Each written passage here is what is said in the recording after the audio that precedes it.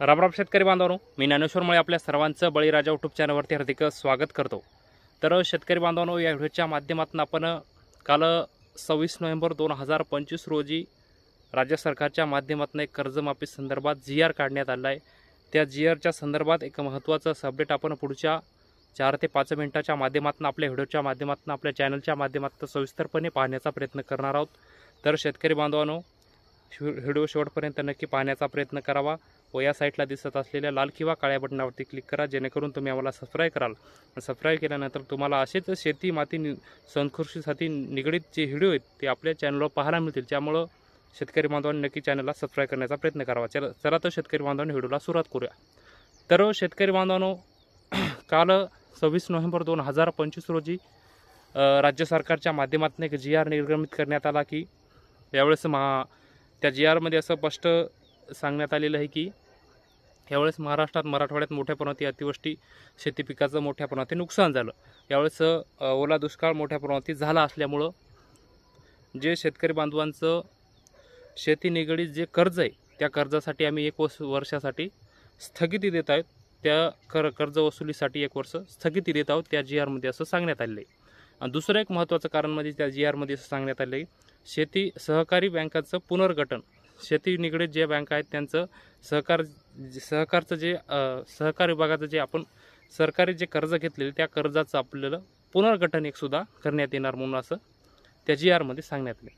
आता बहुतांश शेतकरी बांधवांना प्रश्न पडलेला आहे की सरकारच्या माध्यमातून काल GR काढण्यात आला आहे, कर्जाचं पुनर्गठन होणार, कर्ज वसुलीसाठी 1 वर्ष कोणत्या बँकांची कर्ज वसुलीसाठी कोणती बँक आपल्या घरात येणार नाही। आता फोन सुद्धा आपल्याला येणार नाही कोणत्याही बँकेचा। तर शेतकरी बांधवांना आता प्रश्न पडलेला आहे की आपल्याला एक शेतकरी बांधवांनो, आता राज्य सरकारच्या माध्यमातून जर बघितलं तर आपण 30 जून 2026 पूर्वी आम्ही शेतकरी बांधवांचा 7/12 कोरा करूयात अशी एक तारीख बच्चू कडू यांना महाराष्ट्र राज्याचे मुख्यमंत्री देवेंद्र फडणवीस साहेब यांच्या माध्यमातून देण्यात आली। आणि दुसरीकडे राज्याचे उपमुख्यमंत्री असतील, राज्याचे कृषी मंत्री असतील, यांच्या माध्यमातून मोठ्या प्रमाणामध्ये सोशल मीडियाच्या माध्यमातून मोठ्या प्रमाणात यांच्या प्रत्येक कार्यक्रमामध्ये यांच्या माध्यमातून सांगण्यात येते की आम्ही शेतकरी बांधवांना कर्जमाफी देऊ, येणाऱ्या अर्थसंकल्पीय अधिवेशनामध्ये आम्ही कर्जमाफीचं बजेट सादर करू आणि शेतकरी बांधवांना पेरणीपूर्वी कर्जमाफी करू असं आश्वासन एकीकडे अर्थमंत्र्याच्या माध्यमातून कृषी मंत्र्याच्या माध्यमातून देण्यात येते। तर शेतकरी बांधवांनो, आता मोठ्या प्रमाणात राज्य सरकारच्या जीवावर आलेली कर्जमाफी करायचं कसं तरी डावलण्याचा प्रयत्न कर्जमाफीसाठी राज्य सरकार करीत आहे। तर शेतकरी बांधवांना आता मोठ्या प्रमाणात जर बघितलं तर आपण आता जर आपल्याला हे काय करणार होतं, पुनर्गठन करा म्हणून आपल्याला हे बँकवाले आपल्या घराकडे गावात येतील।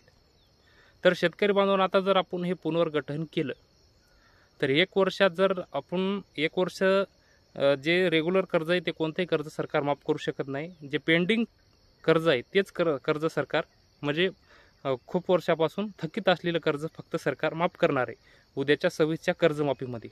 त्यामुळे आता हे सरकार एकूण या शेतकरी बांधवांना काय करणार आहे, जास्तीत जास्त कर्जमाफीपासून शेतकरी कसे वंचित हवे, जास्तीत जास्त शेतकरी बांधवांना कर्जमाफीचा लाभ मिळू नये यासाठी हे सरकार काय करणार, कालच्या GR मध्ये सहकारी कर्जाचं पुनर्गठन करा म्हणून सांगणार।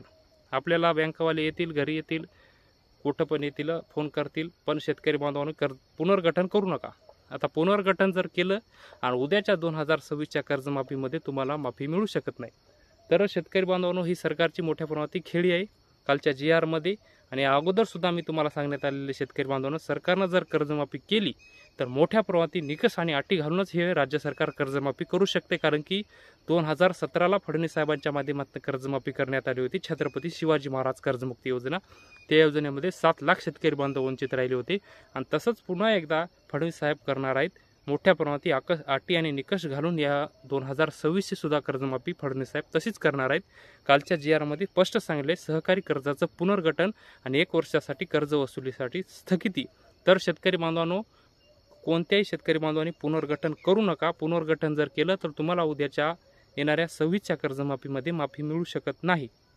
कर्जमाफी कोणाला मिळू शकते, जे शेतकरी बांधव 4 ते 5, 5 ते 6 वर्ष झालं थकीत आहेत, जे कर्ज भरू शकले नाहीत, त्या शेतकरी बांधवांना सरकार कर्जमाफी देऊ शकते। त्यामुळं आणि यावेळेस जर सरकारनं कर्जमाफी केली तर मोठ्या प्रमाणात आपलं आर्थिक व्यवहारसुद्धा सरकार पाहून कर्जमाफी देऊ शकते. त्यांच्या माध्यमातून बँकांचा स्टेटमेंटसुद्धा गोळा करण्याची, बँकांची माहितीसुद्धा गोळा करण्याची प्रक्रियासुद्धा चालू आहे.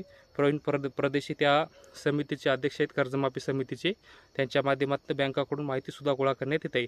तर शेतकरी बांधवांनो, सरकार मोठ्या प्रमाणात खेळी करणार आहे. आणि उद्याची जी कर्जमाफी होणार आहे ती कर्जमाफीपासून शेतकरी बांधव कसे कमीत कमी शेतकरी बांधव वंचित राहतील यासाठी सरकार प्रयत्न करीत आहे. त्यामुळं शेतकरी बांधवांनी काळजी घ्यावी. कोणत्या बँकेची जर आपल्याला रिन्यू करा, सह्या करून द्या म्हटलं तरी कोणत्या कागदावर सह्या करू नका. वाचून आणि व्यवस्थित माहिती बघूनच आपण त्या कागदावरती सह्या करा. पुनर्गठन अजिबात करू नका, रिन्यूसुद्धा अजिबात करू नका. 1 वर्ष बँकाची वसुली स्थगिती आहे. पुन्हा जर आपण आता रिन्यू जर केलं तर येणाऱ्या काळामध्ये कर्जमाफीपासून वंचित राहू शकतो. तर शेतकरी बांधवांनो, हे होतं कालच्या 26 नोव्हेंबर 2025च्या GRच्या संदर्भात, कर्जमाफीच्या त्या संदर्भात एक महत्त्वपूर्ण असं अपडेट. ते अपडेट आपण आपल्या व्हिडिओच्या माध्यमातून, आपल्या चॅनलच्या माध्यमातून सविस्तरपणे सांगण्याचा प्रयत्न केला, तुम्ही ऐकण्याचा प्रयत्न केला. त्याबद्दल सर्व शेतकरी बांधवांचं मनापासून धन्यवाद. चला तर शेतकरी बांधवांवर तुमचा चित्र थांबतो, तुमची रजा घेतो आणि या साईटला दिसत असलेल्या लाल किंवा काळ्या बटनावरती क्लिक करा. कारण की शेती, माती, संस्कृती संदर्भात असे नवनवीन व्हिडिओ आपल्या चॅनलवर पाहायला मिळतील. त्यामुळे चॅनलला नक्की सबस्क्राईब करा. चला शेतकरी बांधव तुमचा चित्र थांबतो, तुमची रजा घेतो. तोपर्यंत धन्यवाद.